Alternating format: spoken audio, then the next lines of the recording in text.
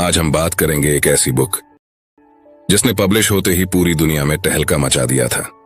जी हाँ, rich dad poor dad के बारे में। इस बुक में 6 ऐसे सबक बताए गए हैं जिनको अपनाकर हर कोई अमीर बन सकता है। अगर आप में अमीर बनने की चाहत है तो एक भी पॉइंट मिस मत करना। रॉबर्ट कियोसाकी बताते हैं कि उनके 2 डैडी थे। जिन्होंने उनको जन्म दिया उनको वे पुअर डैड कहते हैं, और जिन्होंने उनको अमीरी के गुर सिखाए उन्हें वे रिच डैड कहते हैं। उनके पुअर डैड बहुत पढ़े लिखे थे और समझदार थे। वे PhD थे और उन्होंने अपने 4 साल के अंडर ग्रेजुएट कार्य को 2 साल से भी कम समय में कर लिया था। और उनके दूसरे डैडी 8वीं से आगे नहीं पढ़े थे। दोनों ने जिंदगी भर कड़ी मेहनत की थी, परंतु उनमें से एक बहुत पढ़ा लिखा होने के बाद भी पूरी जिंदगी पैसे के लिए परेशान होता रहा। इतना पढ़ा लिखा होने के बावजूद भी वो अपने पीछे कर्ज छोड़कर मरा, जबकि दूसरा सिर्फ 8वीं तक पढ़ने के बावजूद अमेरिका के हवाई राज्य के सबसे अमीर व्यक्तियों में से एक बन गया। और मरने पर उसके परिवार को, चर्च को और जरूरतमंदों को करोड़ों डॉलर की दौलत देकर गया। ऐसा क्यों हुआ होगा? क्योंकि दोनों डैडियों की पैसे के बारे में सोच अलग अलग थी। वो कैसे? चलो देखते हैं। पढ़े लिखे डैडी कहते थे पैसे का मोह ही सभी बुराइयों की जड़ है, जबकि दूसरे डैडी कहा करते थे पैसे की कमी ही सभी बुराइयों की जड़ है। एक डैडी को यह कहने की आदत थी, मैं इसे नहीं खरीद सकता। दूसरे डैडी इन शब्दों के इस्तेमाल से चिढ़ते थे। वे जोर देकर कहा करते थे कि मुझे इसके बजाय यह कहना चाहिए, मैं इसे कैसे खरीद सकता हूं। पहला वाक्य नकारात्मक है और दूसरा प्रश्नवाचक। एक में बात खत्म हो जाती है और दूसरे में आप सोचने के लिए मजबूर हो जाते हैं। जब हम कहते हैं मैं इसे नहीं खरीद सकता तो हमारा दिमाग काम करना बंद कर देता है। इसके बजाय जब हम ये सवाल पूछते हैं मैं इसे कैसे खरीद सकता हूं, तो हमारा दिमाग काम करने लगता है। मेरे दोनों डैडियों की विचारधारा में जमीन आसमान का अंतर था। एक डैडी सिखाते थे मेहनत से पढ़ो ताकि तुम्हें किसी अच्छी कंपनी में नौकरी मिल जाए, जबकि दूसरे डैडी की सीख ये थी मेहनत से पढ़ो ताकि तुम्हें किसी अच्छी कंपनी को खरीदने का मौका मिल जाए। एक डैडी कहते थे मैं इसलिए अमीर नहीं हूं क्योंकि मुझे बाल बच्चों को पालना पड़ता है। दूसरे डैडी कहते थे मुझे इसलिए अमीर बनना है क्योंकि मुझे बाल बच्चों को पालना है। एक डैडी डिनर की टेबल पर पैसे और बिजनेस के बारे में बात करने के लिए हमेशा प्रोत्साहित करते थे। दूसरे डैडी भोजन करते समय पैसे की बातें करने के लिए मना करते थे। एक का कहना था जहां पैसे का सवाल हो सुरक्षित कदम उठाओ, खतरा मत उठाओ। दूसरे का कहना था खतरों का सामना करना सीखो। एक का मानना था हमारा घर ही हमारा सबसे बड़ा निवेश और हमारी सबसे बड़ी संपत्ति है। दूसरे का मानना था मेरा घर मेरा दायित्व है, और अगर आपका घर आपकी नजर में आपका सबसे बड़ा निवेश है तो आप गलत हैं। दोनों ही अपने बिल समय पर चुकाते थे, परंतु उनमें से एक सबसे पहले अपने बिल चुकाता था, जबकि दूसरा सबसे आखिर में। एक डैडी ने मुझे बताया कि अच्छी नौकरी तलाशने के लिए अच्छा सा बायोडाटा कैसे लिखा जाए, जबकि दूसरे ने मुझे यह सिखाया कि कैसे मजबूत व्यावसायिक और वित्तीय योजनाएं लिखी जाए जिससे मैं नौकरियां दे सकूं।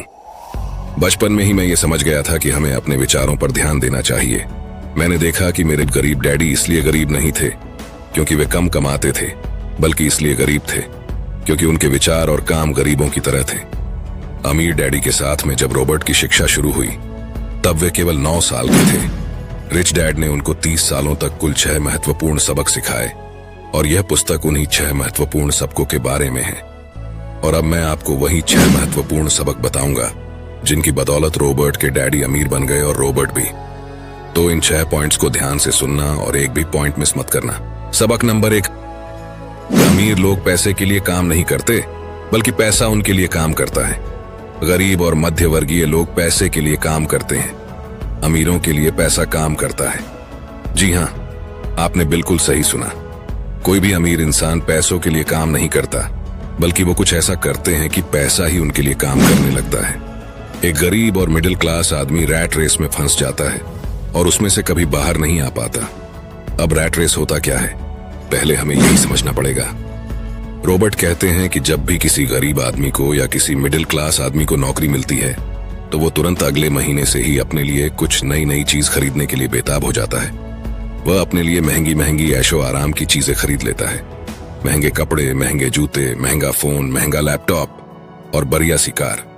और फिर शुरू हो जाता है EMI का ट्रैप। ऐसे EMI जो सालों साल तक देने पड़ते हैं, जिससे वह बाहर कभी नहीं निकल पाता। उसे हर महीने अपने EMI देने होते हैं। अगर वह 1 महीने के लिए भी काम पर नहीं जाएगा तो उसके मन में डर बैठ जाता है कि वह कैसे अपने EMI भर पाएगा और कैसे अपना कर्ज उतर पाएगा। कहीं बैंक वाले उसकी कार उठाकर ना ले जाए। अगर ऐसा हुआ तो उसकी समाज में क्या इज्जत रह जाएगी। वह सुबह उठता है, काम पर जाता है, शाम को लौटता है, सुबह उठता है, काम पर जाता है और शाम को वापस लौटता है, और महीना पूरा होने पर अपना पगार लेता है और EMI भर देता है। यही सिस्टम हर दिन हर महीने चलता रहता है और इस लंबे ट्रैप में वह इस कदर फंस जाता है कि इस ट्रैप से वह कभी बाहर निकल ही नहीं पाता। इसे ही रॉबर्ट ने रैट रेस कहा है। अगर आपको चूहा दौड़ से बाहर निकलना है तो आपको पैसे के लिए काम करना छोड़ना पड़ेगा और पैसे को आपके लिए काम करवाना पड़ेगा, तभी आप चूहा दौड़ से बाहर निकल सकते हैं। अमीर इंसान पैसों के लिए काम नहीं करता, बल्कि वो कुछ ऐसा करता है कि पैसा ही उनके लिए काम करने लगता है। लेकिन कैसे, वो अब आने वाले कुछ पॉइंट्स में देखेंगे। वीडियो में बने रहिए और अंत तक देखते रहिए, क्योंकि आने वाले पॉइंट्स बहुत ही इंटरेस्टिंग होने वाले हैं। सबक नंबर 2, पैसे की समझ क्यों सिखाई जानी चाहिए। ज्यादातर लोग जिंदगी भर यह नहीं समझ पाते कि असल बात यह नहीं है कि आप कितना पैसा कमा पाते हैं, बल्कि यह है कि आप कितना पैसा बचा पाते हैं। आपने लॉटरी जीतने वाले उन गरीब लोगों की कहानियां सुनी होगी जो अचानक अमीर बन जाते हैं, पर कुछ समय बाद वे फिर से गरीब हो जाते हैं। ये लोग लाखों करोड़ों जीतते हैं, फिर भी वे लौटकर वहीं आ जाते हैं जहां से उन्होंने शुरू की थी। आपने उन व्यावसायिक एथलीट्स की कहानियां भी पढ़ी होंगी जो 24 साल की उम्र में हर साल करोड़ों डॉलर कमाते हैं और 34 साल की उम्र में उन्हें पुल के नीचे सोना पड़ता है। इसका क्या कारण है? इसका एक ही कारण है कि उनके अंदर पैसे की समझ ही नहीं थी। लंबे समय में यह महत्वपूर्ण नहीं है कि आपने कितना पैसा कमाया, बल्कि महत्वपूर्ण यह है कि आपने कितना पैसा बचाया और आपने कितनी पीढ़ियों तक उस पैसे को सहेजा। मेरे अमीर डैडी ने मुझसे बचपन में कहा था, अगर तुम अमीर बनना चाहते हो तो तुम्हारे पास पैसे की समझ होनी चाहिए। पैसे की समझ विकसित करने के लिए आपको संपत्ति और दायित्व का अंतर पता होना चाहिए और हमेशा संपत्ति ही खरीदनी चाहिए। अगर आप अमीर बनना चाहते हैं तो आपको बस इतना ही जानने की जरूरत है। यही पहला और आखिरी नियम है, यही इकलौता नियम है। यह बहुत आसान लगता है, परंतु ज्यादातर लोगों को यह पता ही नहीं है कि यह नियम कितना महत्वपूर्ण है। ज्यादातर लोग पैसे की समस्याओं में सिर्फ इसलिए उलझे रहते हैं क्योंकि उन्हें यह पता ही नहीं होता कि संपत्ति और दायित्व में क्या फर्क होता है। अमीर लोग संपत्ति इकट्ठी करते हैं, गरीब और मध्य वर्गीय लोग दायित्व इकट्ठे करते हैं। और मजे की बात यह है कि उन लोगों को यह लगता है कि वे संपत्ति इकट्ठी कर रहे हैं। अगर यह इतना आसान है तो फिर हर आदमी अमीर क्यों नहीं बन जाता? क्योंकि लोग संपत्ति और दायित्व में फर्क नहीं कर पाते। तो संपत्ति और दायित्व में क्या फर्क होता है?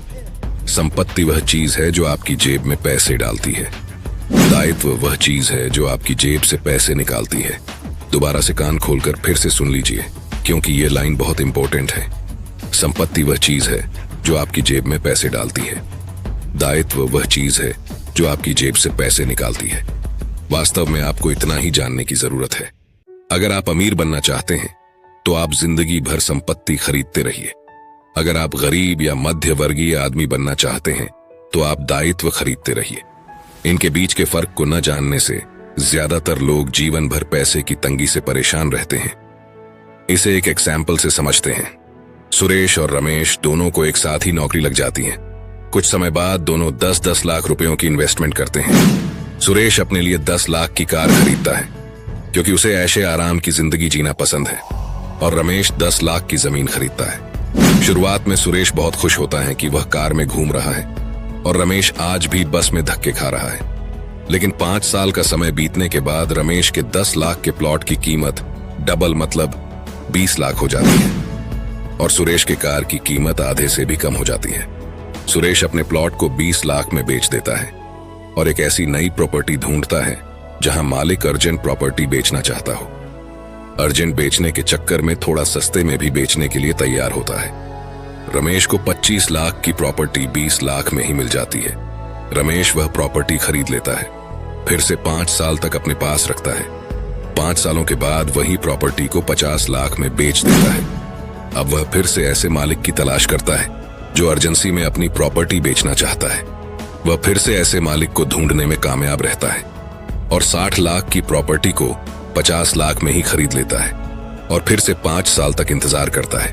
अब पूरे 15 साल बीत चुके हैं। सुरेश अपना 50 लाख का प्लॉट 1 करोड़ में बेच देता है और करोड़पति बन जाता है और उस 1 करोड़ में से कुछ पैसा निकालकर अपने लिए ऐशो आराम की चीजें खरीद लेता है, जैसे कार, एक घर और अच्छे अच्छे कपड़े। और ये सब लेने के बाद जो बाकी 50 लाख बच जाते हैं वो उनसे फिर से प्रॉपर्टी खरीद लेता है और अब उसकी प्रॉपर्टी ही उसके लिए पैसा बनाती रहती है। लेकिन सुरेश ने जो 15 साल पहले कार खरीदी थी, आज उसे कोई कौड़ी के दाम में भी खरीदने के लिए तैयार नहीं है। वह आज भी धक्के खा रहा है। यही फर्क होता है एक अमीर और गरीब के माइंडसेट में। गरीब इंसान सबसे पहले अपने लिए लायबिलिटी खरीदता है जो उसके जेब से पैसे निकालती रहती है, और अमीर माइंडसेट वाले इंसान संपत्ति खरीदते हैं। 80% परिवारों की पैसे की कहानी यह होती है कि वे अमीर बनने के लिए कड़ी मेहनत करते जाते हैं। इसका कारण यह नहीं है कि वे पैसा नहीं कमाते, असली कारण यह है कि वे जिंदगी भर संपत्ति की जगह दायित्व खरीदते रहते हैं। मेरे अमीर डैडी के फाइनेंशियल स्टेटमेंट से यह भी पता चलता है कि अमीर लोग और ज्यादा अमीर क्यों बनते हैं। संपत्ति वाले कॉलम से इतनी ज्यादा आमदनी होती है। राजयोग की मैं परिभाषा बताता हूँ, मैं जो पढ़ाता हूँ कि राजयोग का मतलब होता है सफलता इनको ढूंढती है, ये सफलता को नहीं ढूंढते। और मजेदार बात क्या है सर, अगर मैं 1000 लोगों की डेट ऑफ बर्थ देखता हूँ, आमदनी होती है कि खर्च आराम से चल जाता है और कुछ पैसा बच भी जाता है। इस बचे हुए पैसे को एक बार फिर से संपत्ति वाले कॉलम में दोबारा निवेश कर दिया जाता है। संपत्ति वाला कॉलम बढ़ता रहता है और इससे होने वाली आमदनी भी बढ़ती रहती है। अब समझते हैं कि मिडिल क्लास लोगों को पैसे की तंगी क्यों होती है। जैसा मैंने इस खंड के शुरू में कहा था, सबसे महत्वपूर्ण नियम यह है कि संपत्ति और दायित्व के बीच के अंतर को पहचाना जाए। एक बार आप इनमें फर्क समझ लें, इसके बाद आप आमदनी देने वाली संपत्ति खरीदने की लगातार कोशिश करते रहे। यह अमीर बनने की राह पर चलने का सबसे बढ़िया तरीका है। इसे करते रहें और आपका संपत्ति वाला कॉलम बढ़ता रहेगा। अपने दायित्व और खर्च को कम करने की कोशिश भी करते रहें। इससे पैसा आपके संपत्ति वाले कॉलम में आता रहेगा। जल्द ही आपका संपत्ति वाला कॉलम इतना ज्यादा मजबूत हो जाएगा कि आप और ज्यादा जोखिम वाले निवेश कर सकेंगे। ऐसे निवेश जिनमें 100% से अनंत तक फायदा हो सकता है। ऐसे निवेश जिनमें $5000 की रकम जल्दी ही $10 लाख या इससे ज्यादा हो जाती है। और ऐसे निवेश को ही मिडिल क्लास लोग बहुत जोखिम भरा मानते हैं और कभी रिस्क लेते ही नहीं। निवेश जोखिम भरा नहीं है, ये उस व्यक्ति की पैसे की नासमझी है, वित्तीय निरक्षरता है जो उसे बहुत जोखिम भरा बना देती है। इस आसान सबक को याद रखें। अमीर संपत्ति खरीदते हैं, गरीब केवल खर्च करते हैं। मध्य वर्ग दायित्व खरीदता है परंतु यह सोचता है कि वह संपत्ति खरीद रहा है। सबक 3, अपने काम से काम रखो। क्या इसका मतलब यह है कि चुपचाप से अपने काम पर जाओ और बिना किसी की तरफ देखे अपना काम करके वापस आ जाओ? नहीं, इसका मतलब ये बिल्कुल भी नहीं है। अपने काम से काम रखो का मतलब है कि आप अपनी नौकरी करते रहिए लेकिन अपने संपत्ति वाले कॉलम को बढ़ाते रहिए और दायित्व के कॉलम को कम करते रहिए। ऐसा करने से आप नौकरी करते हुए भी आप अमीर बन सकते हैं। अपने काम से काम रखना शुरू कर दें। दिन की नौकरी को करते रहें परंतु असली संपत्तियों को खरीदना भी शुरू कर दें। परंतु ऐसे दायित्वों या व्यक्तिगत चीजों से बचें जिनकी कीमत एक बार घर लाने पर कम हो जाए। आप जिस क्षण एक नई कार शोरूम से बाहर ले जाते हैं उसकी कीमत 25% कम हो जाती है। ये सच्ची संपत्ति नहीं है, हालांकि आपके बैंकर भी इसे संपत्ति मानते हैं। तो आखिर सवाल उठता है कि हमें किस तरह की संपत्तियों का संग्रह करना चाहिए। मैं आपको या आपके बच्चों को किस तरह की संपत्तियों के संग्रह की प्रेरणा दे रहा हूं। मेरी दुनिया में असली संपत्तियां कई तरह की होती हैं। नंबर 1, ऐसे बिजनेस जिनमें मेरे होने की जरूरत ना हो। मैं उनका मालिक जरूर हूं परंतु उन्हें दूसरे लोग चलाते हैं। अगर मुझे वहां काम करना पड़े तो यह बिजनेस नहीं होगा, यह मेरी नौकरी होगी। नंबर 2, स्टॉक मार्केट या शेयर मार्केट, जहां आपको पैसा इन्वेस्ट कर देना है और अपना काम करते रहना है। Number 3, government bonds.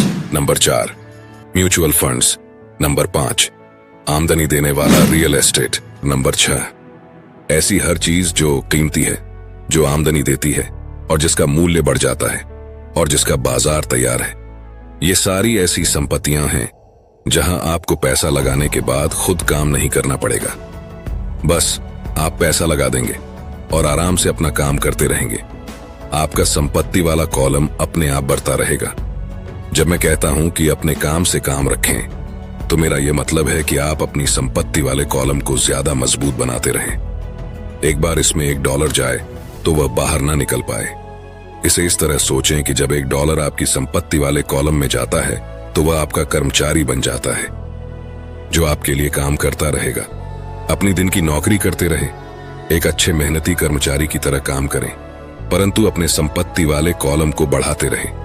और हाँ, और एक इंपॉर्टेंट बात, जब आपका कैश फ्लो बढ़ता है तब आप कुछ ऐशो आराम की चीजें खरीद सकते हैं। इस बारे में एक महत्वपूर्ण तथ्य यह है कि अमीर लोग ऐशो आराम की चीजें सबसे बाद में खरीदते हैं, जबकि गरीब और मिडिल क्लास लोग ऐशो आराम की चीजें सबसे पहले खरीदते हैं।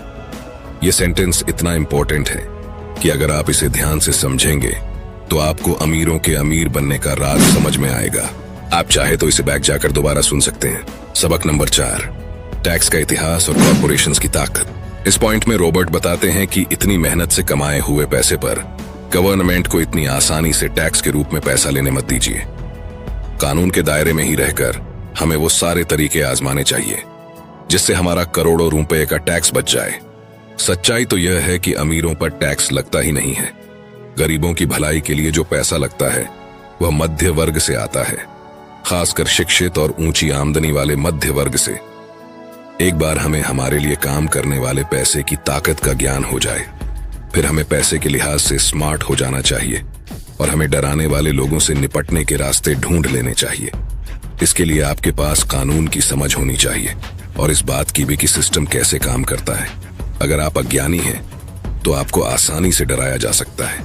अगर आप जानते हैं कि आप क्या बात कर रहे हैं तो आपके पास बचने का मौका होता है। इसीलिए अमीर डैडी स्मार्ट टैक्स अकाउंटेंट्स और वकीलों को इतना ज्यादा वेतन देते थे। वकीलों को वेतन देना सरकार को टैक्स देने से सस्ता था। अगर आप अभी तक इस वीडियो में बने हुए हैं तो इसका मतलब है कि आप अमीर बनकर ही रहेंगे। अभी और 2 इंपॉर्टेंट सबक डिस्कस होने वाले हैं, आगे देखते रहिए। सबक नंबर 5, अमीर लोग पैसे का आविष्कार करते हैं। अमीर लोग आखिर पैसा बनाते कैसे हैं, ये बात अभी हम समझने वाले हैं। ध्यान से समझना, हमारा एक स्टॉक पोर्टफोलियो भी है जिसे मैं और मेरी पत्नी हमारा पर्सनल म्यूचुअल फंड कहते हैं। हम ज्यादा जोखिम वाली प्राइवेट कंपनियों के शेयर खरीदते हैं जो अमेरिका या कनाडा में स्टॉक एक्सचेंज पर सार्वजनिक होने जा रही हैं। कितनी तेजी से धन बढ़ता है इसका उदाहरण इस तरह देखें। हमने कंपनी के सार्वजनिक होने से पहले 25 सेंट प्रति शेयर की दर पर 1 लाख शेयर खरीदे। 6 महीने बाद जब कंपनी शेयर बाजार में दर्ज हो गई तो उसके शेयर का भाव $2 प्रति शेयर हो गया। अगर कंपनी का प्रबंधन अच्छा है तो कीमतें बढ़ती रहेंगी और स्टॉक $20 प्रति शेयर या इससे भी ज्यादा होगा। ऐसे भी कई वर्ष रहे हैं जब हमारे $25,000 1 साल से भी कम समय में $10 लाख बन गए हैं। यह जुआ नहीं है अगर आप जानते हैं कि आप क्या कर रहे हैं। यह जुआ तब होता है अगर आप सौदे में अपना पैसा फेंक रहे हैं और भगवान से सफल होने की दुआ कर रहे हैं। आपको अपने तकनीकी ज्ञान, बुद्धि और खेल के प्रति प्रेम की जरूरत होगी ताकि जोखिम कम से कम रहे। याद रखिए, महान अवसरों को आपकी आंखें नहीं देख सकती, उन्हें आपके दिमाग से देखा जा सकता है। सबक नंबर 6, सीखने के लिए काम करें, पैसे के लिए काम न करें।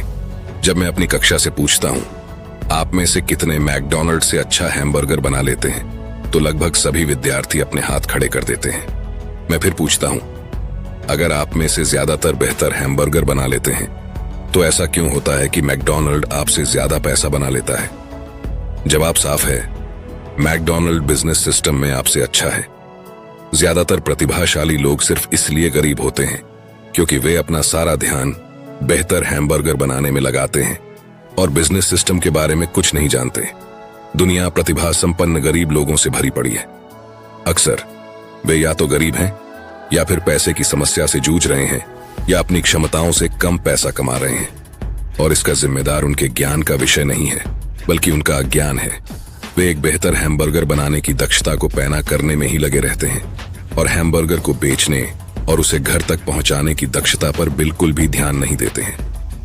शायद मैकडॉनल्ड सबसे अच्छे हैमबर्गर नहीं बनाता है परंतु वे एक मूलभूत रूप से औसत हैमबर्गर को बेचने और उसे घर तक पहुंचाने में सर्वश्रेष्ठ है।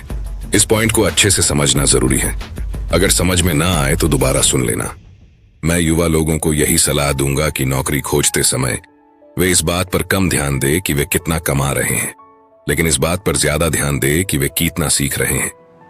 रास्ते पर आगे की तरफ देखकर यह तय करे कि किसी खास प्रोफेशन को चुनने के पहले और चूहा दौड़ में फंसने से पहले वे किन योग्यताओं में पारंगत होना चाहते हैं। जिंदगी बहुत हद तक जिम जाने की ही तरह है। इसमें सबसे दर्द भरा हिस्सा वहां जाने का फैसला लेना है। एक बार आप यह फैसला कर लेते हैं तो बाकी सब आसान हो जाता है। ऐसे कई दिन आए हैं जब मैं जिम जाने के नाम से कांप जाता हूं, परंतु एक बार मैं वहां पहुंच जाता हूं और काम शुरू कर देता हूं तो मुझे इसमें मजा आने लगता है। जब मैं वहां से निकलता हूं तो मुझे हमेशा खुशी होती है कि मैं वहां गया था। तो दोस्तों, ये थे वो 6 सबक जो रिच डैड ने रॉबर्ट कियोसाकी को सिखाए थे और जिनकी बदौलत वे अमेरिका हवाई राज्य के सबसे अमीर आदमी बन गए थे। लेकिन अंत में मैं आपको एक बोनस पॉइंट बताने जा रहा हूं जिसको समझे बगैर आप इस किताब को और अमीरी के राज को अच्छे से समझ नहीं पाओगे। तो ध्यान से सुनना। 3 तरह के इनकम। अकाउंटिंग की दुनिया में 3 अलग अलग प्रकार के इनकम होते हैं। नंबर 1 अर्जित आय, नंबर 2 निष्क्रिय आय, नंबर 3 पोर्टफोलियो आय। जब मेरे असली डैडी ने मुझसे कहा था स्कूल जाओ, अच्छे नंबर लाओ और एक सुरक्षित नौकरी खोजो, तो वे मुझे यह सुझाव दे रहे थे कि मैं अर्जित आय के लिए काम करूं। जब मेरे अमीर डैडी ने कहा अमीर लोग पैसे के लिए काम नहीं करते, वे पैसे से अपने लिए काम करवाते हैं, तो वे निष्क्रिय आय और पोर्टफोलियो आय के बारे में बात कर रहे थे। ज्यादातर मामलों में निष्क्रिय आय रियल एस्टेट के निवेशों से हासिल होती है। पोर्टफोलियो आय पेपर एसेट्स से प्राप्त होती है। पेपर एसेट्स यानी स्टॉक, बॉन्ड और म्यूचुअल फंड। पोर्टफोलियो आय वह आय है जिससे बिल गेट्स दुनिया के सबसे अमीर आदमी बन गए। वे अर्जित आय के द्वारा अमीर नहीं बने। अमीर डैडी कहा करते थे अमीर बनने की कुंजी है अर्जित आय को निष्क्रिय आय और पोर्टफोलियो आय में जितनी जल्दी संभव हो सके बदलने की योग्यता। इस लाइन को भी दोबारा सुन लेना। वे कहते थे अर्जित आय पर टैक्स सबसे ज्यादा लगता है, सबसे कम टैक्स निष्क्रिय आय पर लगता है। ये एक और कारण है कि आप अपने पैसे से अपने लिए कड़ी मेहनत करवाएं। सरकार उस आय पर ज्यादा टैक्स लगाती है जिसके लिए आप कड़ी मेहनत करते हैं, और उस आय पर कम टैक्स लगाती है जिसके लिए आपका पैसा कड़ी मेहनत करता है। तो दोस्तों, ये थी रिच डैड पुअर डैड की कंप्लीट बुक समरी। लेकिन मैं चाहता हूं कि ये बुक जीवन में एक बार नहीं बल्कि बार बार सभी को पढ़नी चाहिए। अगर आप इस बुक को खरीदना चाहते हैं तो हिंदी और इंग्लिश दोनों बुक की लिंक डिस्क्रिप्शन में मिल जाएगी। ये वीडियो आपको कैसा लगा कमेंट सेक्शन में जरूर बताना, और पसंद आए तो लाइक